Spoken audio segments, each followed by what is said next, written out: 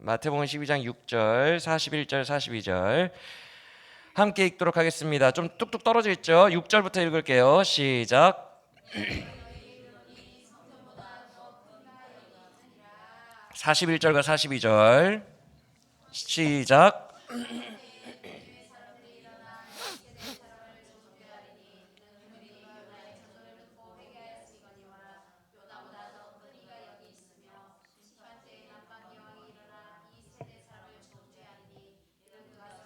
지혜로운 말을 들으려고 땅끝에서 왔음이거니와 솔로몬보다 더 큰 이가 여기 있느니라.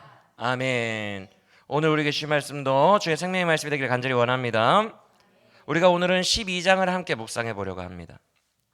지난 시간에 말씀드린 것처럼 11장은 세례 요한처럼 믿고 싶은데 잘 안 믿어진, 자기 주관이 강하고 자기 지혜와 슬기가 강하기 때문에 미련한 자들을 위해 오신 복음이 잘 이해가 안 되는 그런 사람들에 대한 이야기가 11장이었다면, 말씀드린 대로 12장은 예수님을 강하게 부정하거나 반대하거나 대적하는 자들에 대한 말씀이에요. 그런데 그들이 주로 12장에서 어떤 분야와 측면에서 예수님과 대립각을 세우는 것 같습니까? 힌트는 오늘 성경 봉독을 한 세 구절에 공통적으로 나오는 문장이 있어요. 방금 그냥 읽으셨어요? 집중하며 읽으셨어요? 6절, 41절, 42절에 공통적으로 나오는 문장이 무엇입니까? 더 큰 이가 여기 있느니라, 이거예요. 이 말투죠. 그러니까 뭐예요? 지금 12장 전체에서 예수님을 격렬하게 반대하는 자들이 반대하는 그 이유가 뭐가 됐던 간에 그 이유보다 더 큰 권위를 가진 사람이 예수님이다, 이 얘기를 지금 하고 있는 것입니다. 그러면 그들은 12장에서 주로 무슨 이유 때문에 반대를 했을까? 제가 오늘 원래 12장을 다 살펴보려고 주권자 예수님과 그의 가족들 이렇게 제목을 어설프게 해놨는데 도저히 못해요. 12장을 오늘 시간 분량으로도 그렇고 주제가 막 여러 개가 나오기 때문에 이거는 그렇게 하면 안 되겠다라는 생각이 들어서 두 주에 나눠서 반반으로 다음 주일에 후반부, 오늘 전반부 이렇게 나눠서 말씀을 살펴보려고 합니다. 이해가 되시죠? 천상 그렇게 해야 되는데 12장 자체가 주제가 반반이에요. 또 잘 됐어요. 어떻게 반반으로 나뉘었냐 하면 12장 1절부터 14절, 우리가 오늘 살펴볼 1절부터 14절까지는 율법주의자들의 격렬한 반대가 나와요. 그리고 이제 자연스럽게 15절부터 기적 이야기로 이렇게 전환이 되더니 22절부터 표적 보여주세요. 너희가 너에게 보여줄 표적은 요나 표적밖에 없다. 그리고 표적, 귀신을 쫓아냈더니 귀신의 왕의 힘을 힘입어서 쫓아냈다. 이런 이야기들, 신비주의자들의 격렬한 반대가 이어집니다. 신비주의자들. 그래서 12장은 격렬하게 반대하는 사람들의 유형에 대해서 나오는데, 전반부는 안식일 논쟁을 통해서 왜 율법 안 지키냐, 율법주의자들이 반대를 하고, 후반부는 표적 보여주세요 그러면서 신비주의자들이 주로 격렬하게 반대를 합니다. 그래서 이 격렬한 반대를 하는 두 부류에 대한 예수님의 말씀이 12장에 채워져 있다, 이렇게 보시면 되고, 이제 그렇게 두 부류를 얘기한 다음에 46절 이하의 이제 마지막 단락을 보시면 예수님이 이렇게 말씀하시면서 12장이 맞춰져요. 어떻게 맞춰져요? 신비주의도 율법도 아니고 나의 말씀을 듣는 자들이 내 가족이다, 이렇게 딱 말하고 끝납니다. 이해가 되시죠? 이게 12장의 구조예요. 신비도 아니고 율법도 아니고 예수님의 말씀을 듣는 자들이 내 가족이다, 이렇게 말씀하시며 이제 12장을 마치시는 거죠. 그래서 이렇게 하려고 합니다. 이번 주일 다음 주일 다 제목 똑같아요. 더 큰 이가 여기 있느니라 라는 제목으로 일부 vs 누구 대 누구 할 때 그거죠. vs 율법주의자. 다음 주는 더 큰 이가 여기 있느니라 vs 신비주의. 이렇게 두 가지 내용으로 나눠서 우리가 함께 묵상해 보려고 합니다. 자, 그러면 오늘은 vs 누구라고요? 율법주의에 대한 예수님의 말씀에 집중해서 주의 음성을 들어보도록 하겠습니다. 먼저 우리가 봐야 할 것은 12장 1절의 첫 단어인 그때에입니다. 이런 단어가 나왔다는 것은 당연히 어디랑 이어진다는 얘기예요? 어디 이야기랑 이어진다는 얘기예요? 11장과 이어진다는 얘기예요. 11장이 어쩌고 저쩌고 했을 때 그때에 이렇게 말하니까 연결돼 있다는 거예요. 그러면 11장의 끝부분에는 어떤 내용이 담겨 있어요? 아니, 11장 전체의 메시지가 뭐예요? 슬기롭고 지혜롭고 자기 주관이 강한 사람들에게는 복음을 숨기시고 어린아이 같고 모자라고 미련한 자들에게는 복음을 나타내신 그런 하나님의 뜻에 대한 말씀을 하셨습니다. 기억나십니까? 그리고 10장과 그 전에 9장과 계속 일관된 주제가 뭐였어요? 죄인들을 부르러 왔노라, 병자들을 고치러 왔노라, 루저들을 부르러 왔노라, 그들을 불러서 제자로 삼았노라. 그래서 10장 1절에 12제자를 세우시는데 그 12제자의 면면이 다 세상에서 루저들이죠. 그렇죠? 그리고 혹시 기억나세요? 8장에서는 예수님이 이렇게 말씀하십니다. 서기관이 예수님 저도 따를래요. 그랬더니 서기관에게 예수님이 뭐라고 하시죠? 아니야. 너 나 따라오지 마. 인자는 머리 둘 것도 없어. 이렇게 말씀하시는 장면이 있었어요. 기억나십니까? 제자들의 길은 너무 가난해가지고 머리 둘 것도 없다. 그래서 우리가 10장을 새벽기도 때 살펴봤는데 주님이 뭐라고 하시죠? 너희는 전대도 가지지 마라. 전대가 뭐예요? 지갑이에요. 신발과 옷도 두 벌을 가지지 마라. 단벌 신사로 살래요. 집도 가지지 마라. 그냥 돌아다녀라. 전도하면서. 이렇게 의식주와 관련한 부분에 있어서 강력한 제자도에 대해서 말씀을 하십니다. 그러니까 이게 지금 우리 보고 막 그렇게 살라는 게 아니에요. 그렇게 살지 마세요, 여러분. 그러면 상당히 부담스럽습니다, 목사로서. 막 갑자기 막 다 막 버리고 막 전도하러 다니겠다고 하고 단벌 신사로 그러면 안 돼요. 그러면 안 되고 이렇게 강한 마인드의 제자도를 가지라고 한 거예요. 마인드. 의식주 부분에서 매이지 않고 주님께 매인 삶을 살아라. 이런 마인드를 말씀하신 건데 어찌됐건 일관된 문맥을 보자는 거예요. 병자를 위해 왔노라, 죄인을 위해 왔노라, 가난한 자를 위해 왔노라. 제자들은 죄인이고 병자고 가난하다. 이런 느낌이 8, 9, 10, 11장에 계속 연이어 있었다는 거예요. 맞습니까? 그러고 이제 오늘 본문이 나오니까 그걸 염두에 두고 보면 돼요. 1절 보세요. 그런 죄인들, 못난 자들, 배고픈 자들, 그런 제자들을 데리고 주님이 안식일에 밀밭을 지나가신대요.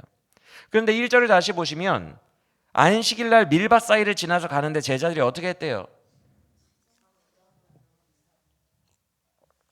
배가 고팠대요, 안 고팠대요?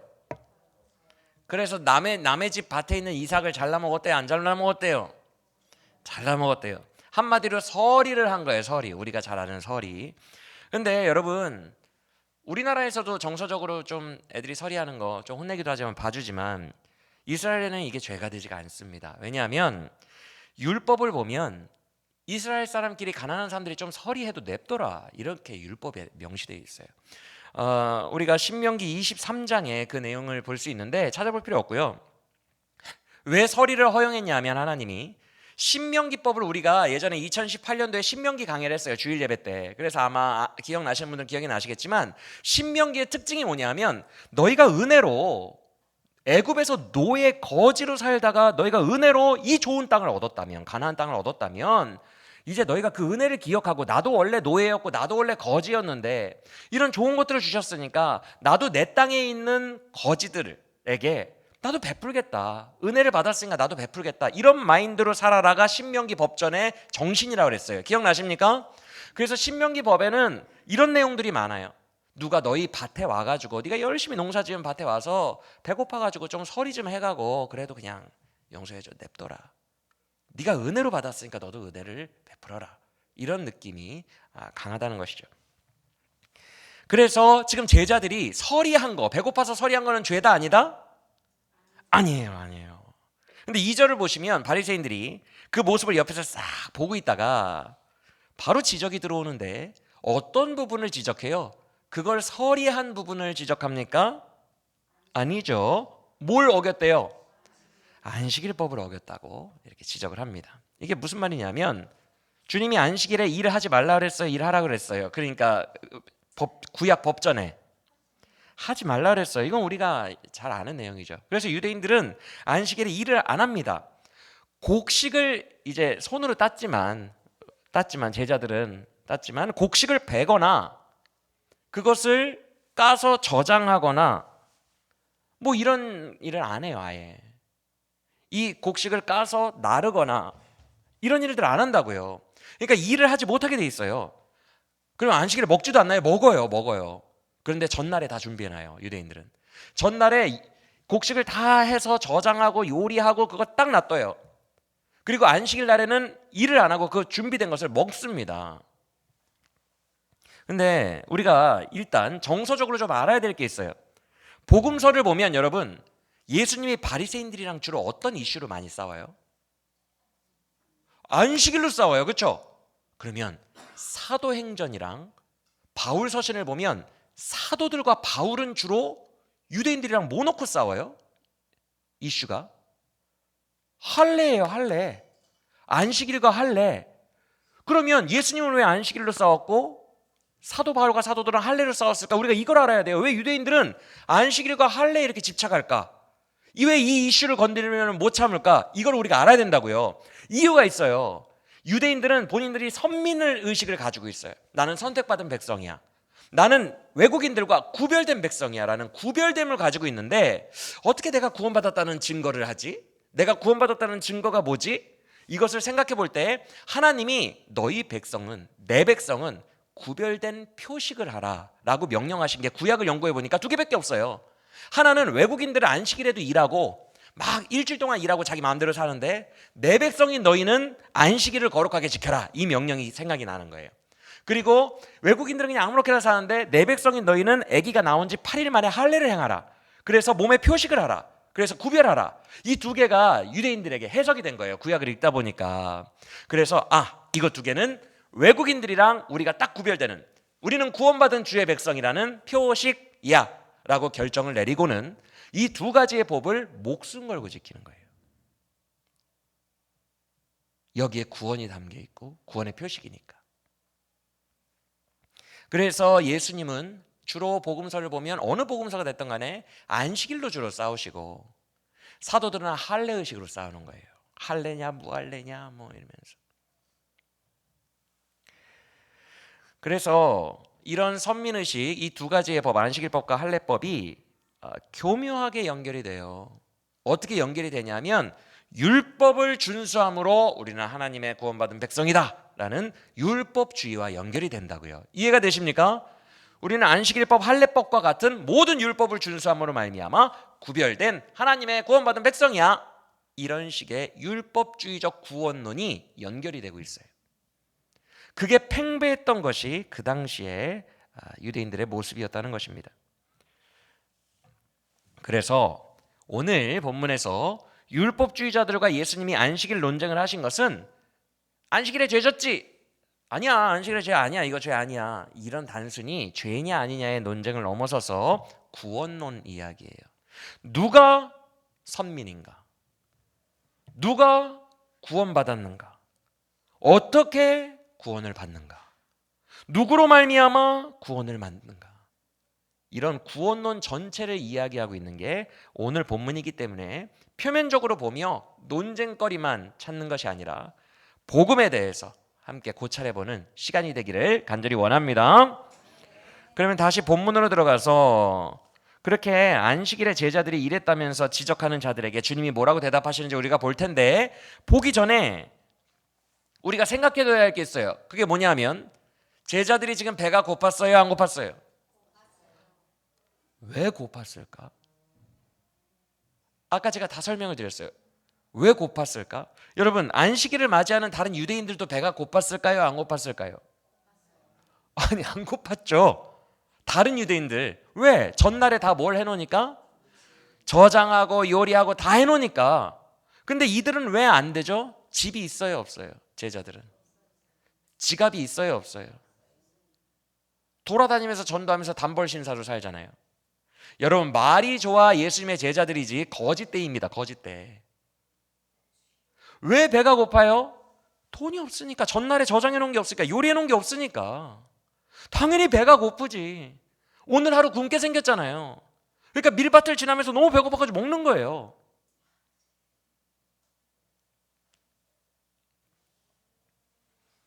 우리가 이미 배웠던 것처럼 마태복음 4장에서 베드로와 어부들과 제자들을 부르실 때 주님이 뭐라고 하죠? 너희는 나를 따르라. 그러니까 어떻게 합니까? 그들이 배와 그물을 버려두고 모든 것을 버려두고 예수를 따르더라. 이렇게 돼 있죠. 구절이 다 버렸으니까 없는 거예요. 없으니까는 뭐 배고프지.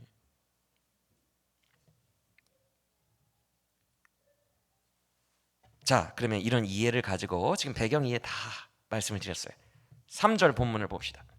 이런 상황에서 주님이 뭐라고 바리새인들에게 대답을 하실까? 주님은 갑자기 사무엘상에 있는 다윗 이야기를 꺼내십니다. 우리가 마침 수요 예배를 사무엘상으로 하고 있으니까 여러분들 지금 이 말씀이 어떤 이야기인지 다 아시죠? 어떤 이야기예요? 사울 왕이 다윗을 죽이려고 하는 절체절명의 위기 상황 속에서 다윗의 아내인 미갈이 사울을 밤에 창문으로 달아내려서 도망가게 합니다. 사울 왕이 죽이려는 그 상황에서 갑자기 밤에 창문으로 달아내려서 도망왔어요. 뭘 가진 게 있을까요? 없을까요? 챙긴 게 되게 급박했으니까 창문으로 내려오죠. 그 돈 챙기고 음식 챙기고 가다가 식량 챙기고 하면 창문으로 도망갈 필요가 없지. 그 정도 여유가 있으면. 창문으로 도망갔다는 것은 빌터터리로 그냥 몸만 빠져나온 거예요. 그렇죠? 그래서 다윗을 따르는 청년 몇 명, 부하들 몇 명과 몸만 빠져나와가지고 사울의 칼을 피해서 계속 달려갑니다. 얼마나 지쳤을까? 사흘길을 달려왔다고 얘기합니다. 사흘길을. 그러면 너무 배가 고프겠죠? 아무리 청년들이라도. 그런데 다윗이 어디에 도착해요? 높당에 있는 제사장들의 마을에 도착해요. 거기에서 제사장들이 예배를 드리고 있어요. 성막에서. 물론 그 당시에 성막은 블레셋 사람들이 다 파괴시켜버렸어요. 그리고 언약궤를 뺏어갔어요. 그랬다가 언약궤가 스스로 돌아와서 저기 산지인 기럇 여아림의 언약궤는 들어가 있고 성막은 파괴되어서 쓰러져 있던 걸, 그래서 제사장들이 자기들의 사명이니까 이 성막을 다시 막 뚝딱뚝딱 일으켜가지고 조잡하게 일으켜서 다시 높당에 성막을 세워놓고, 언약궤는 비록 저기 멀리에 산에 있지만 그냥 다 나머지 일을 하자. 나머지 일, 제사도 드리고 주님이 율법에 시킨 일을 하자. 그래서 성막은 어설프게 기능을 하고 있는 상태였고 거기에서 제사장들이 일을 하고 있었다고요. 이해가 되십니까? 근데 다윗이 사울을 피해서 도망오다가 거기에 딱 들어갔어요. 성막에. 그래서 제사장들에게 부탁을 합니다. 뭐라고 하죠? 배가 고파 죽겠는데 먹을 거 없냐고 물어봐요. 그랬더니 그때 제사장이 뭐라고 해요? 너 줄 떡이 있다 없다? 근데 어떤 떡만 있다? 제사떡. 백설기도 아니고 진설병이 있다라고 얘기를 합니다. 사무엘상 21절의 내용인데 이때가 안식일이었던 걸로 보여요. 여러분 이 부분도 제가 설명해 드릴게요. 잘 들으세요. 사무엘상을 보면 이렇게 돼 있어요. 제사장이 21장에 제사장이 다윗에게 그 거룩한 떡을 주었으니 거기는 진설병 곧 여호와 앞에서 물려낸 떡밖에 없었습니다. 이 떡은 더운 떡을 드리는 날에 물려낸 것이라 이렇게 되어 있거든요. 그러니까 다윗이 안식일에 거기에 도착해서 안식일에 성막에 들어가가지고 안식일에 먹은 거예요. 그걸 왜 그걸 알 수 있냐면 식은 떡을 물려낸 날이다 이렇게 되어 있기 때문에 그래요. 제가 설명해 드릴게요. 자, 제사장들이 하는 일들이 많이 있어요. 그 중에 하나가 뭐냐면 거룩한 떡을 주님께 드리는 거예요. 12지파를 상징하는 12개의 떡을 성막 안에, 거기는 일반인들이 못 들어갑니다. 다윗이 못 들어가요. 성막 안에 제사장들만 들어갈 수 있는데 거기 들어가서 떡상이 있어요. 금으로 된 떡상. 그 떡상 위에 12지파를 상징하는 12떡을 올려놔요. 정렬을 해서 주님께 바친 거예요. 그런데 이걸 주님이 진짜 먹어요? 그냥 그대로 있겠죠. 그리고 이것을 이제 계속 놔두면 쉬어요 안 쉬어요? 쉬어요. 그러니까 이 떡을 교체해야겠죠. 언제 교체를 하냐면 안식일에 교체합니다. 그래서 제사장들은 안식일에 일해요. 왜? 뜨거운 떡을 구워야 되거든. 아까 전에 제가 말씀드렸어요. 제사장 빼고 일반인들은 안식일에 요리가 돼요 안 돼요? 그 전날 해놔야 된다 그랬죠. 근데 누구는 요리가 허용이 돼요? 제사장은 지금 요리를 안 하면 올릴 수가 없어요. 주님의 명령이니까. 그래서 떡을 굽니다. 그러면 더운 떡이 나와요. 더운 떡이 새거, 그렇죠? 그러면 더운 떡을 갈아 넣을 때에, 갈아서 이렇게 진열할 때에, 진설병이니까 진열할 때에 옛날에 묵은 떡, 이제 쉬기 직전인 떡, 이거는 어떻게 해야 돼요? 물려내야겠죠, 그렇죠? 그 날에 다윗이 도착했더라라고 돼 있는 거예요. 그날은 어떤 날? 안식일인 거예요. 근데 이 물려낸 떡은 어떻게 해야 되느냐? 율법을 보면 이 물려낸 떡은 일반인이 먹을 수 없고 제사장의 집안만 먹을 수 있는데, 제사장은 이 떡을 밖으로 가지고 나오지 말고 성막 안에서 먹으라라고 돼 있어요. 그러면 밖으로 나와서 저장을 못 시켜. 그러면 보통 그 떡을 어느 날 먹겠어요? 상식적으로 물려낸 날 먹겠지. 제사장들이 성막 안에서, 그 좁은 성막 안에서 먹으라고 하니까.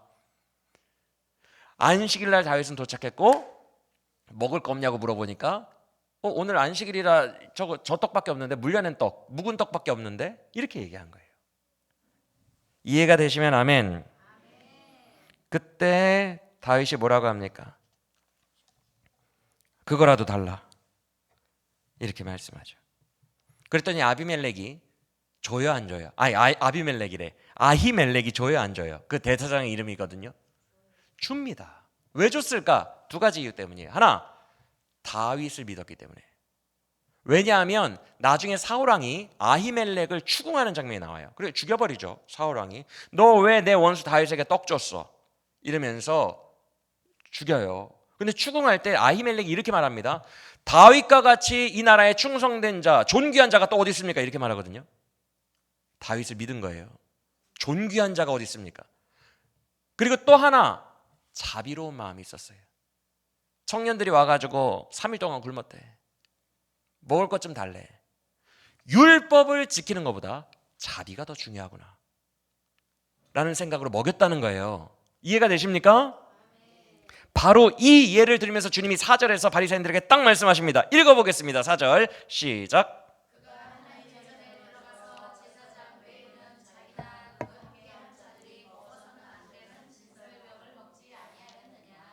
저희는 이 구절을 통해 알 수 있어요. 다윗이 그때 성막 안으로까지 들어갔다는 거.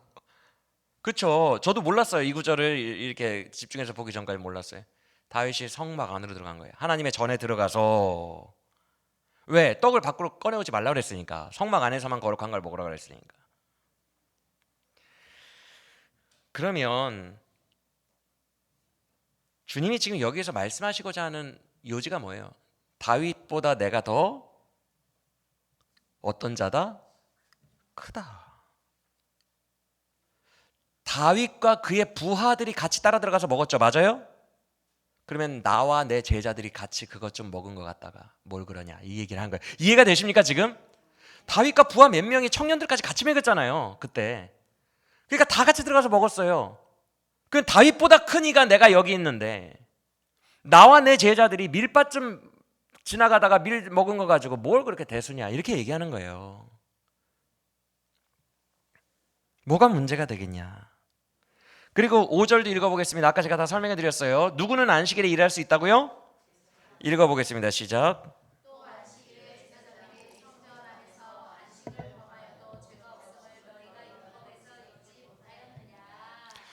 즉 제사장들만큼은 안식일에 일해도 상관없다는 거예요. 이건 무슨 말을 하는 걸까요? 여러분, 제사장들이 안식일에 일하는 이유가 뭐예요? 성전이 잘 기능하기 위해서죠. 그렇죠? 왜요? 하나님이 명령하신 게 되게 많아요. 분향단에 향을 피우는 것도 매일매일 갈아야 돼요. 그리고 그 번제단도 상번제라는 게 있어서 단 하루도 아침 저녁으로 번제단에 불이 타오르지 않을 때가 없어야 돼요. 이게 불 꺼지면 안 돼요. 그러니까 매일 아침 저녁으로 조석으로 번제를 새로 드려야 된다고요. 제사장들은 일을 해야 돼요. 그리고 안식일이 되면 아까도 말했지만 떡 올려야 돼요. 떡 굽고 이런 일들을 해야 되기 때문에 막 짐승 씻고 짐승 잡고 짐승 각 뜨고 막 이런 것들을 한다고요. 일을 한다고요. 왜? 이유가 뭐예요? 하나님의 성전이 잘 기능하게 하기 위해서. 그러면 성전은 어떤 기능을 하죠? 백성들의 죄를 사하고 백성들을 하나님과 만나게 해주죠. 그렇죠? 지금 예수님이 5절에서 이 얘기를 왜 했을까? 6절 보세요. 내가 뭐보다 더 크다? 예수님이 이제 우리에게 성전이에요. 예수님 안에서 우리는 죄사함을 받고 예수님 안에서 끊어졌던 하나님과의 관계가 이어집니다. 맞습니까? 그러면 예수님이 잘 기능하게 해드려야 돼요. 성전이 잘 기능하는 게 뭐예요? 예수님 지금 전도하고 다니시잖아요. 왜? 예수님의 시대는 말씀으로 구원받으니까 복음 전하고 다니시잖아요. 할렐루야. 그러면 복음 전하고 다니시는 그 예수님의 성전이 잘 기능하게 하려면 잘 드셔야지. 그러니까 본인들을 예수님을 성전이요, 예수님의 부하들, 제자들을 제사장으로 얘기하는 거예요. 이해가 되십니까? 왜? 본인이 직접 말씀하셨으니까 내가 성전보다 더 크다. 성전보다 비교급으로. 성전의 기능, 지금 구약의 성전의 기능이 하는 것보다 내가 하는 성전의 기능이 더 크다라고 말씀하시기 때문에. 이해가 되시면 아멘. 여러분, 히브리서를 보면 구약의 모든 제사 제도와 성전 기물과 모든 법도는 예수님을 예표하는 그림자라고 말합니다. 그거에 진짜 생명의 능력이 있는 게 아니에요. 그건 장차 오실 예수님이 어떤 신학을 말씀하실 때 그걸 사람들이 그 논리를 이해하게 하기 위도록 미리 공식화시켜 놓은 게 구약 율법이라고 말합니다. 왜냐하면 예수님이 야 너희들은 죄인이거든, 근데 내가 십자가에서 죽어줘야지 너희의 죄가 사해져, 이런 논리가 뭐 어디에서 나온 논리예요? 그 논리는 누가 죽어야지만, 누가 피를 흘려야지만 죄가 사해진다? 누가 만든 논리예요? 사람들이 이해를 못할까 봐 구약의 이스라엘이라는 한 민족을 택하시고 그들에게 말씀을 주셔서, 율법을 주셔서 제사 제도를 기능하게 하심으로 원리를 말씀하신 거예요. 짐승의 피가 흘려져야, 한 영혼이 널 대신해서 죽어줘야 너의 영혼을 살 수 있다. 그 죄가 사해져야만 하나님의 임재를 맛볼 수 있고 하나님과의 관계가 회복된다. 이런 논리들을 미리 예고하신 그림자가 구약이고, 실제로 예수님이 오셨을 때 사람들이 이 구약을 통해서 예수님을 이해할 수 있도록. 그래서 구약의 율법에는 진짜 능력이 있다 없다? 없다. 왜? 그거는 예수님을 가리키는 예표일 뿐이니까. 그래서 로마서 7장에서 바울이 율법이라는 옛 남편은 죽었다라고 얘기하는 거예요. 옛 남편이 죽었고 새 남편인 예수와 결혼했는데 왜 너는 옛 남편의 법을 따르고 있냐? 새 남편의 법을 따라야지. 새 남편이 양말은 개나 라고 하면 새 남편이 요구하는 법을 따라야지. 왜 옛 남편이 요구하는 법을 따르고 있어? 옛 남편의 율법은 죽었다라고 얘기해요. 죽은 거예요, 여러분. 구약은, 율법은 그림자일 뿐이니까. 그래서 지금 예수님이 내가 성전이야. 이제 내가 너희가 그렇게 신봉하고 있는 그 구약의 성전보다 내가 더 크니야. 구약의 성전 하나 기능하게 하려고 뭐 제사장들이 열심히 일했지. 안식일에도 나와 내 제자들도 안식일에 그래서 일해. 여기까지 이해가 되시기를 성령님의 도움심으로 간절히 원합니다. 여러분들 이해가 잘 안 되시는 것 같아서 말도 안 나오네. 간절히 원합니다.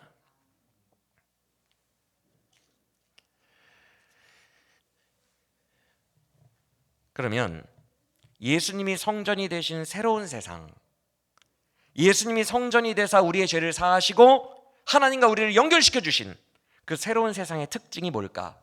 아까 전에 박혜정 권사님이 기도하실 때 새 포도주를 새 부대에 담는다라는 말씀하셨는데, 새 포도주를 새 부대에 담는 것과 같은 새 나라의 특징이 있을 거 아니에요. 특징. 그게 뭘까? 먼저 어떤 사람이 선민이 될까요? 똑똑하고 모든 일에 실수가 없고 철두철미하고 완전한 바리새인들이 선민이 될까요? 새 나라에서? 아니에요. 모든 일에 무력하고 모자란 듯하고 늘 배가 고프고 병자고 죄인이고 어린아이 같고 배고프면 담순하게 밀을 까먹고 심령이 가난한 자들이 선민이 된다는 것을 믿으시길 바랍니다. 그러면 이렇게 죄인들과 병자들이 어떻게 선민이 될까요? 율법을 잘 지켜야 선민이 될까요? 아니에요. 우리 7절 읽어봅시다. 시작.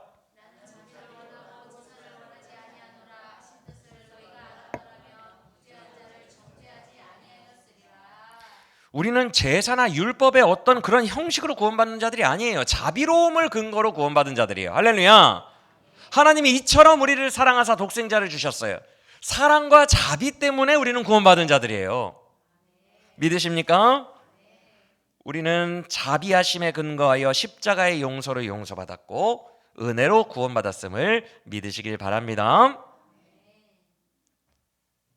그리고 선민이 되었다는, 구별된 백성이 되었다는 증거, 우리가 선민이 되었다는 증거가 뭐예요? 할례와 안식일 지키는 거예요? 그들처럼? 몸에 표식을 합니까? 아니에요. 따라합시다. 우리에게 임하신 성령님, 그게 우리가 구원받은 증거입니다. 우리가 선민이 되었다는 증거는 우리 안에 임하신 성령이에요. 우리 마음에서 자꾸만 믿음의 확증을 주시는 분, 예수님을 생각나게 하시는 분, 우리가 부족함과 죄악 가운데 어두움에 헤매고 있을 때 내가 이렇게 살면 안 되는데 라는 영혼의 한숨과 근심을 주시는 분, 나는 주님 안으로 가고 싶어요 라는 소원을 자꾸만 심어주시고 주님 곁으로 가도록 푸시하시는 분, 이게 여러분 안에 계신 성령님의 증거입니다. 믿으십니까? 여러분 안에 성령 계시다는 걸 믿으세요? 여러분의 생각과 마음을 바꾸고 계시잖아요.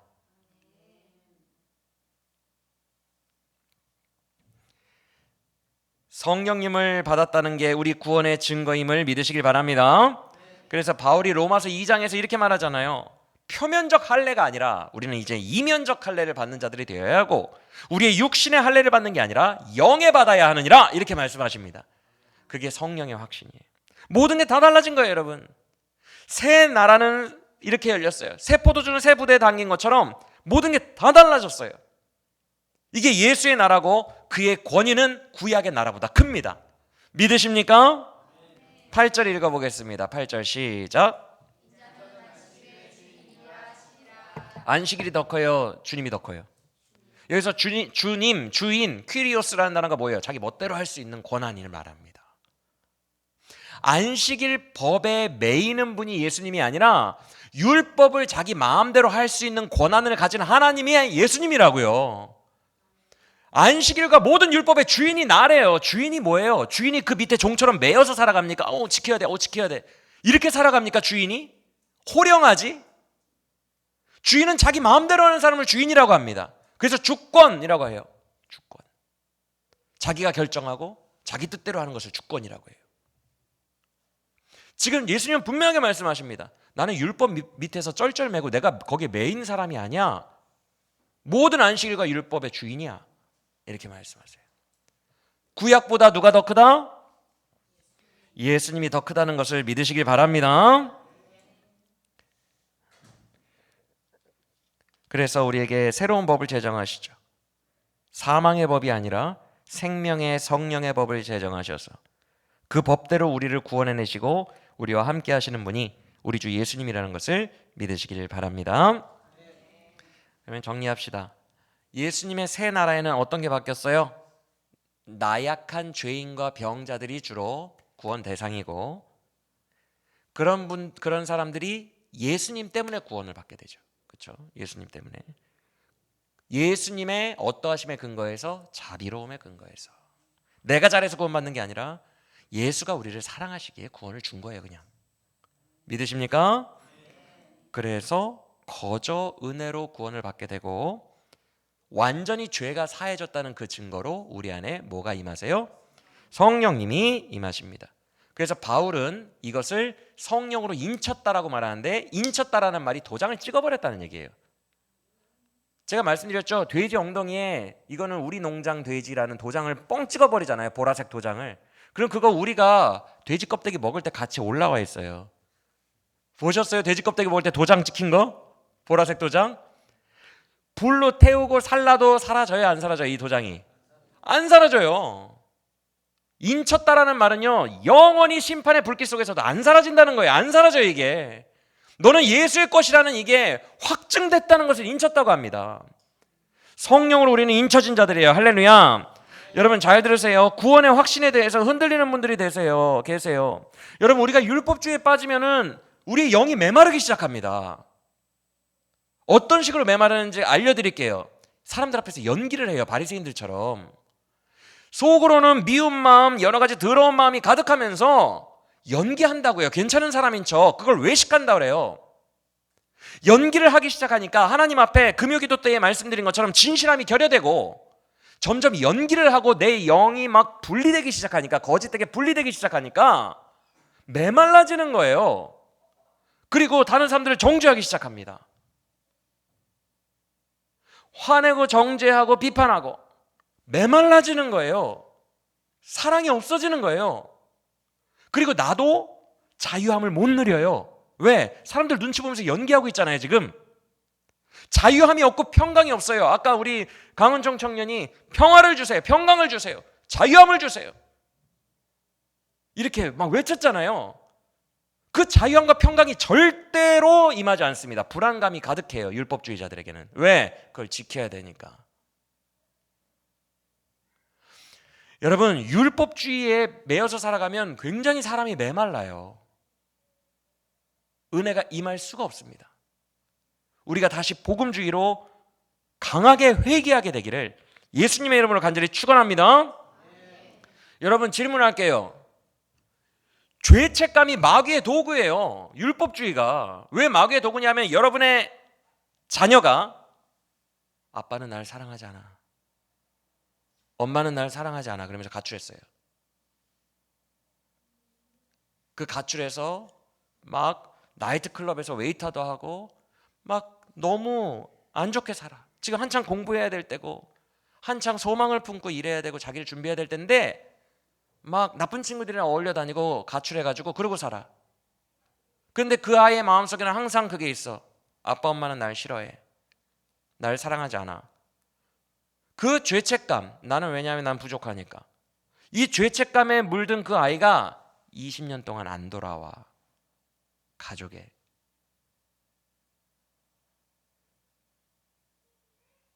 참 의로운 일입니까 이게? 이게 의로워요? 율법주의가 이러거든요. 사람을 눌러서 하나님은 널 안 사랑해, 술 끊고 와, 그거 끊고 와, 하나님이 너 같은 자를 사랑하겠니? 이렇게 가르치는데 누가 하나님 곁으로 나와서 갱생하겠습니까? 누가 하나님의 사랑 안에서 새로운 소망을 보고 갱생하겠냐고요. 세월을 다 버리게 만들어요. 20년 동안 가출하게 만든다고요.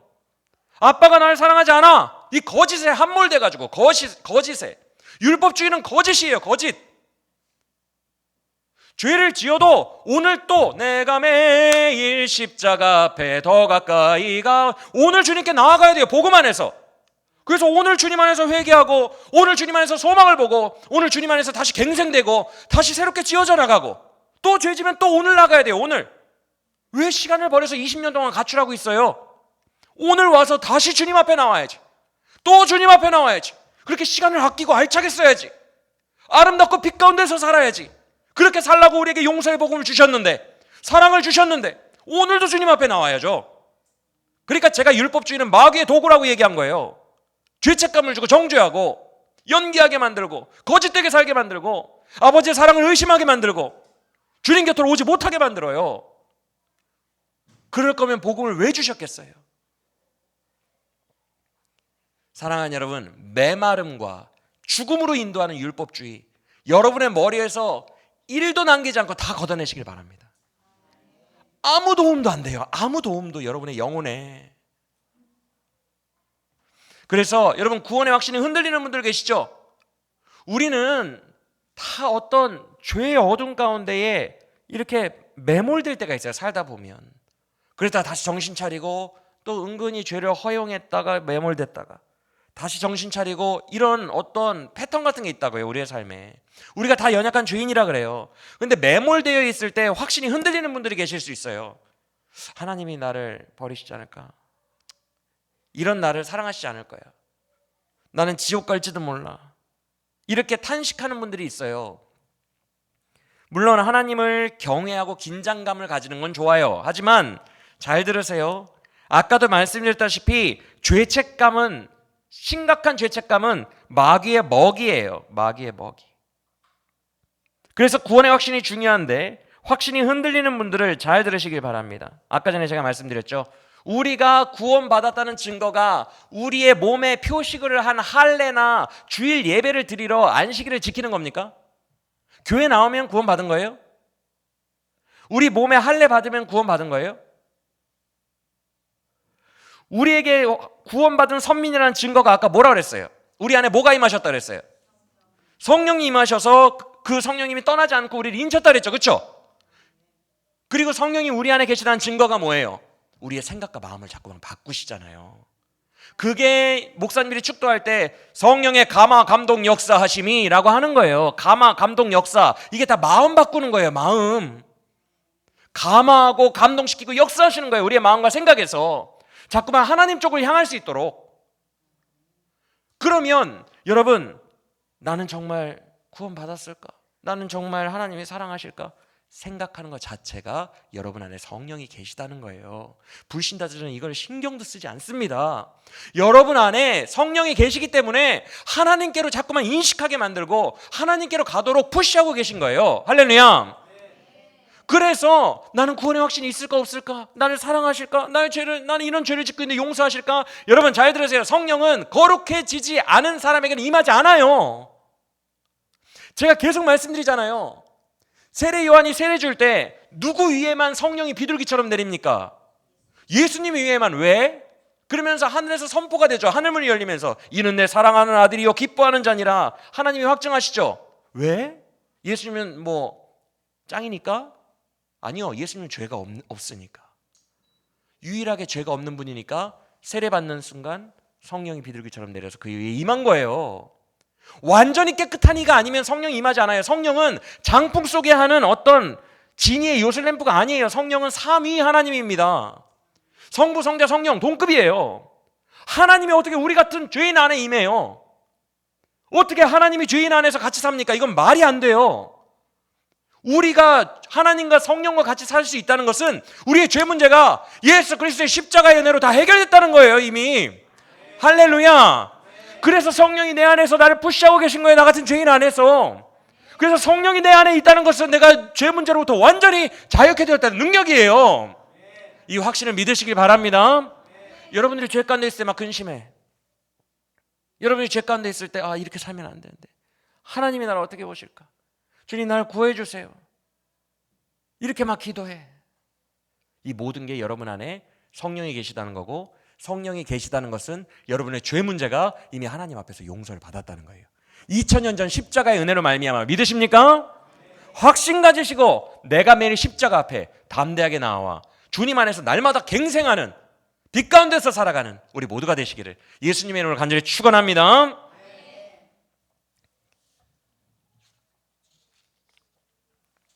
그래서 이제 말씀을 마칩니다.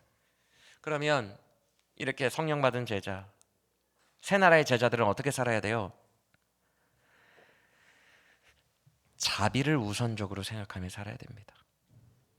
우리가 자비로움과 은혜로 구원을 받았는데 이웃에게 정죄를 하면 안 되겠죠. 내가 죄인이고 벌레 같은 자인데 그런 자를 자비롭게 생각하셔서 구원하셨는데 내가 이웃에게 바리새인처럼 행동하면 안 되겠죠. 그건 은혜를 모르는 자겠죠.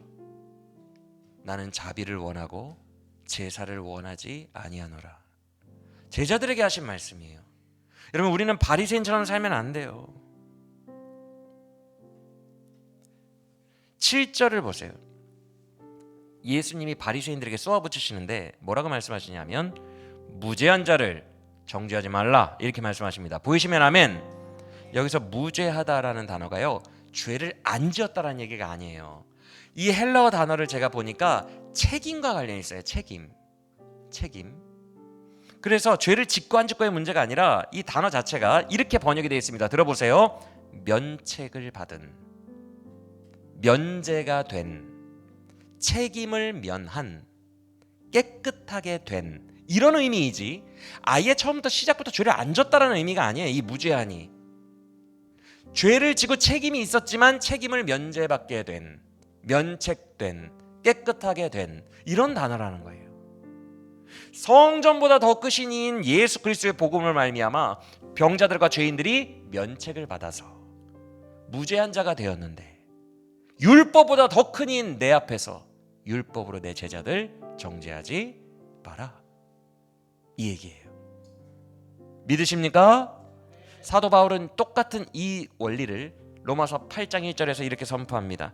그러므로 이제 예수 안에 있는 자들에게는 결코 정죄함이 없나니 이는 그리스도 예수 안에 있는 생명의 성령의 법이 죄와 사망의 법에서 너를 해방하였음이라. 할렐루야. 이걸 바울이 선포하고 있는 거죠. 결코 정죄함이 없나니. 우리들은 이런 결코로 정죄함을 면한 자들이에요. 십자가에서 용서받은 자들이에요. 믿으십니까? 우리가 잘해서가 아니라 우리를 사랑하시는 이의 자비로움으로 말미암아 은혜로 받은 자들이에요. 그러면 우리가 어떻게 살아야 돼요? 율법주의자처럼 살면 안 돼요. 우리가 먼저 이 복음 안에서 자유함을 누려야 되고, 그 자유함과 은혜로 얼굴이 환해져서 죄인들이 우리에게 와도 환한 얼굴로 그들을 용서해 줘야 돼요. 자비를 말해줘야 돼요. 자비로 품어줘야 돼요. 우리가 율법주의자들처럼 정죄하면 안 돼요. 나는 자비를 원하지 제사나 형식을 원하지 않는다.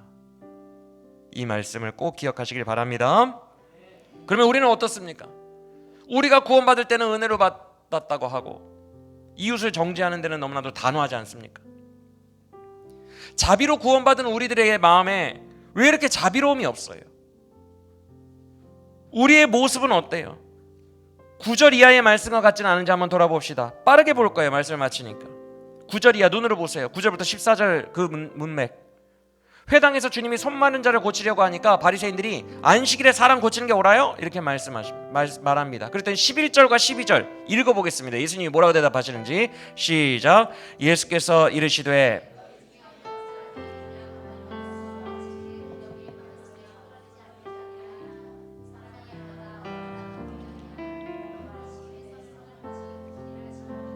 지금 바리새인들이 화내는 거 보세요, 여러분. 양이나 짐승은 구원해.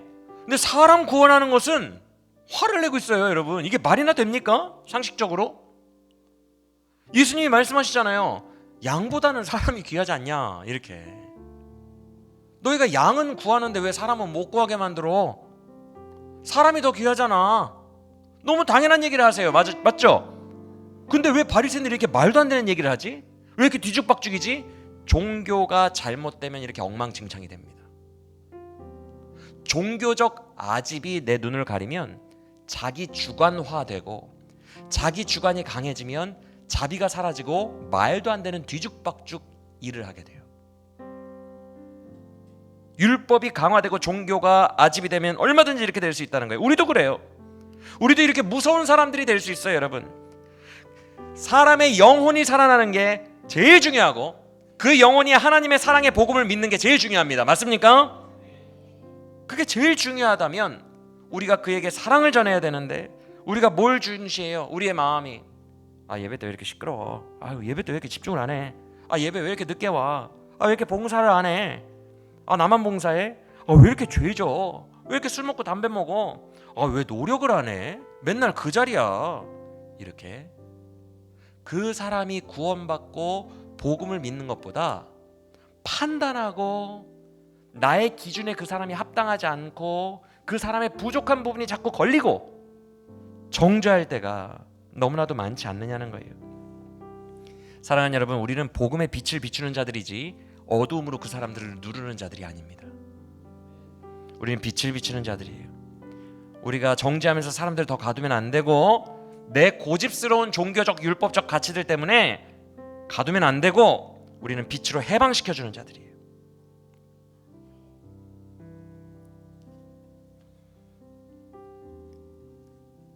우리가 그들을 정죄하고 비판하지 않으려면 방법은 하나예요. 여러분이 먼저 그걸 믿으셔야 돼요. 여러분이 은혜를 받으셔야 돼요. 여러분이 은혜가 충만하고 사랑이 충만해져야 돼요. 여러분에게 이 은혜를 못 받게 막고 있는 율법주의적인 어떤 어둠들을 걷어내달라고 기도하시길 바랍니다. 주님, 난 주님의 사랑이 잘 안 믿어져요. 영적 감각기관이 둔해지고 다쳤나 봐요. 아무리 들어도 잘 안 믿어져요. 나 아직 불안해요. 아까 은총 청년이 말했던 것처럼 평강이 없어요. 여러 잡념들이 되게 많고요. 불안해요. 주님의 사랑으로 평안하기를 원하는데, 은혜로 충만하기를 원하는데 이게 잘 안 돼요. 주님, 나를 먼저 은혜 충만한 그릇이 되게 해주세요. 채워주세요. 그래서 우리가 채워져야, 우리 안에 율법주의를 먼저 걷어내고 우리가 채워져야 이웃을 사랑할 수 있어요. 오늘 말씀 기억하고 우리가 먼저 성령이 주시는 확증 안에서 자유하시기를 간절히 원합니다. 앞뒤 옆 사람과 이렇게 인사합시다. 당신에게 하나님의 자비가 흐릅니다.